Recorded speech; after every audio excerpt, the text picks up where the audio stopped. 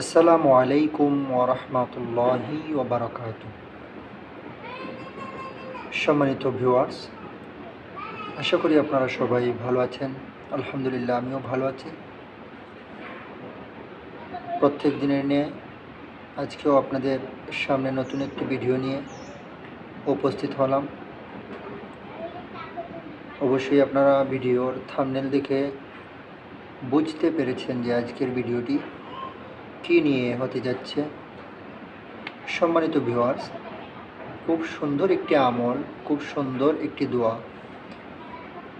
পবিত্র কোরআনের মধ্যে এসেছে যে কীভাবে আল্লাহ তাআলার কাছে সন্তান চাবেন, কীভাবে সন্তান লাভ করার জন্য আল্লাহ পাক রব্বুল আলামিনের কাছে দোয়া করবেন।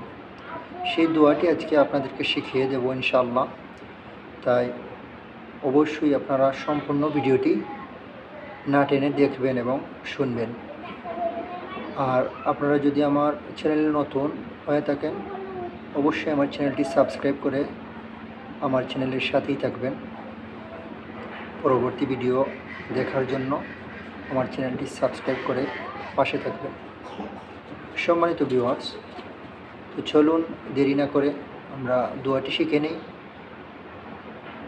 সেই দোয়াটি হচ্ছে আল্লাহ পাক রব্বুল আলামিন পবিত্র কোরআনুল কারীমের মধ্যে বলেন, রব্বি লা তাযারনি ফারদান ওয়া আনতা খায়রুল ওয়ারিসিন।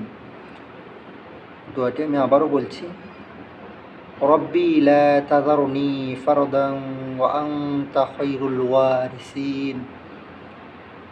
এই দোয়াটির অর্থ হচ্ছে, হে আমার রব, হে আমার রব, আপনি আমাকে একা নিঃসন্তান রেখে দিবেন না,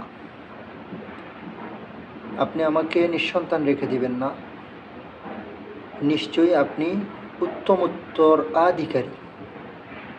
এই দোয়াটির মাধ্যমে আল্লাহ পাক রব্বুল আলামিনের কাছে আপনারা চাইবেন, ইনশাআল্লাহ আল্লাহ পাক রব্বুল আলামিন আপনাদের মনের আশা পূরণ করবেন। যাদের সন্তান নেই, সবসময় এই আমলটি করবেন, এই দোয়াটি পাঠ করবেন, ইনশাআল্লাহ ভালো ফলাফল পাবেন। আল্লাহ পাক রব্বুল আলামিন আপনাদের মনের আশা পূরণ করে নেবেন। আজকের ভিডিওটি এই পর্যন্তই। আসসালামু আলাইকুম ওয়া রাহমাতুল্লাহি ওয়া বারাকাতুহু।